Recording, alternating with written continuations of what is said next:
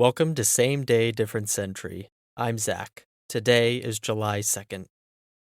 At 8:43 in the morning on this date in 1937, a voice crackled through a radio receiver aboard a U.S. Coast Guard cutter bobbing in the Pacific Ocean. The signal was loud, uncommonly loud, suggesting the aircraft was very close.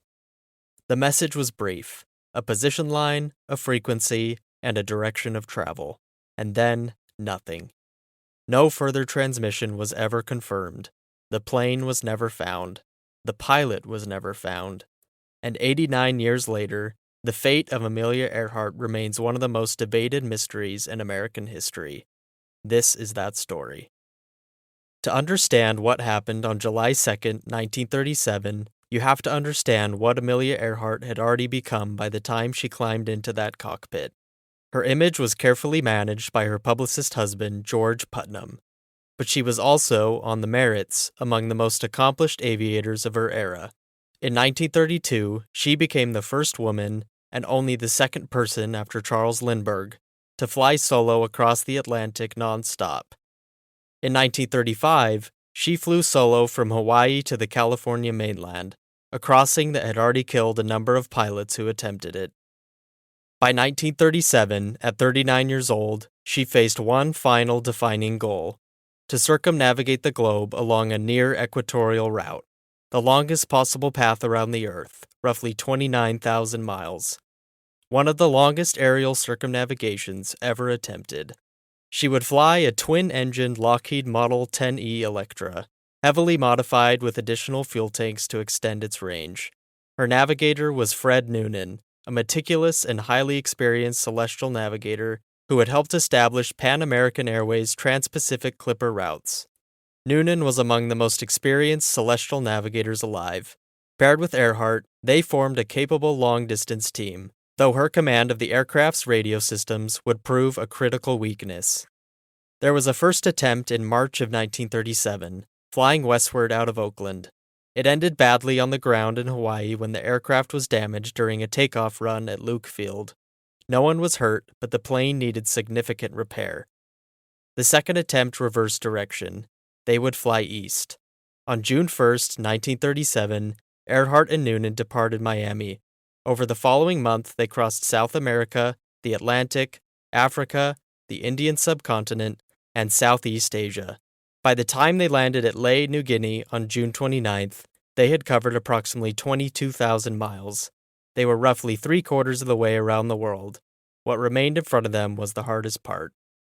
Lae to Howland Island is 2,556 miles across open ocean. This is the longest single leg of the entire journey, and it had to be threaded to an almost impossibly small target. Howland Island is a coral island in the Central Pacific. It's roughly 1.5 miles long and half a mile wide. From altitude in the vast, featureless expanse of the Pacific Ocean, it's essentially a dot. Finding it required precise navigation using celestial readings and radio communication. Radio contact with the U.S. Coast Guard cutter Itasca, stationed near Howland to guide them in, would handle the final approach. There were problems from the start, and those problems centered on radio. The communication setup between Earhart's Electra and the Itasca was, to put it plainly, badly miscoordinated. There were mismatches in frequency plans. A trailing wire antenna required for lower frequency transmissions had been completely removed from the aircraft in Miami to save weight. The Itasca's radio operators tried repeatedly to reach Earhart on multiple frequencies. They sent Morse code signals. They broadcast voice. The ship's crew even fired up the boilers to create a column of black smoke that might serve as a visual beacon. Earhart and Noonan departed Lae at 0000 hours Greenwich time on July 2nd.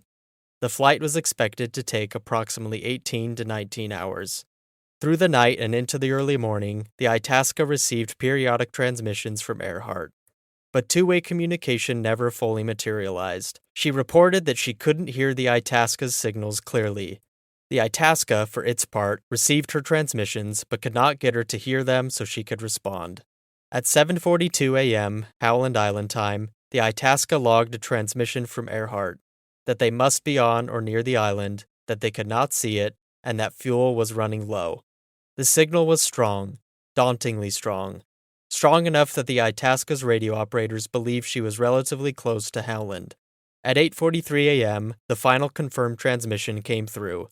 Earhart reported a line of position, 157 degrees, 337 degrees, a sun line she and Noonan had calculated.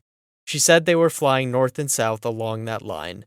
Several crew members of the Itasca later recalled that her voice sounded increasingly strained and urgent.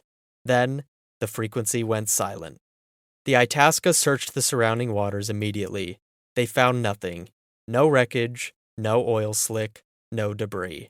The search that followed was one of the largest in U.S. naval history to that point. The Navy deployed the battleship USS Colorado and the aircraft carrier USS Lexington. Dozens of aircraft flew grid patterns across the ocean. An area estimated at 250,000 square miles was searched over roughly 2 weeks. Nothing was found. Fred Noonan was officially declared legally dead in June 1938, followed by Amelia Earhart in January 1939. Now, what actually happened? The most widely accepted conclusion among aviation historians and researchers is also the most straightforward. Earhart and Noonan, unable to locate Howland Island and running critically low on fuel after approximately 20 hours in the air, ditched in the ocean. The Electra, heavily loaded even after burning most of its fuel, would have sunk relatively quickly. The combination of depth and the scale of the Pacific meant the wreckage was simply never recovered.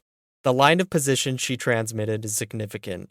Researchers have noted that line, extended, passes through both Howland Island and a remote island called Gardner Island, now known as Nikumaroro, roughly 400 miles to the southeast.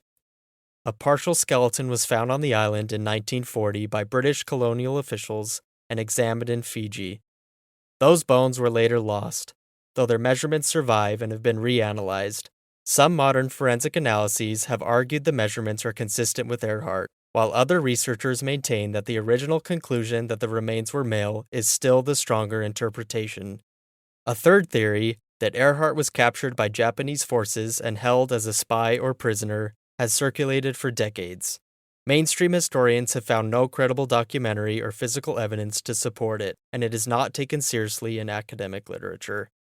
What we are left with is an absence, an open ocean, and a final transmission on a frequency that went dark. Amelia Earhart disappeared at the absolute peak of her fame, mid-mission, in the act of doing the thing she had devoted her life to. She left no final chapter, no comfortable conclusion.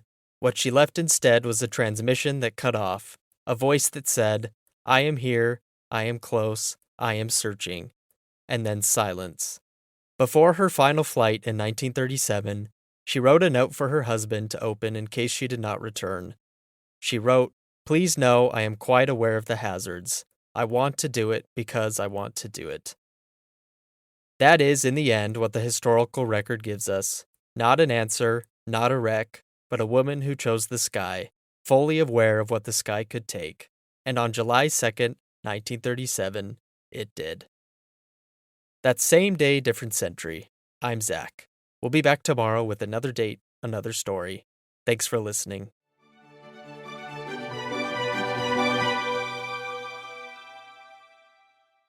Hey guys, it's Zach. Real quick before you go, I just wanted to say thank you so much for listening. It really means a lot. If you enjoyed the show, all I ask is that you share it with someone that you think would enjoy it too. That's the best way to help us out. I'll see you tomorrow.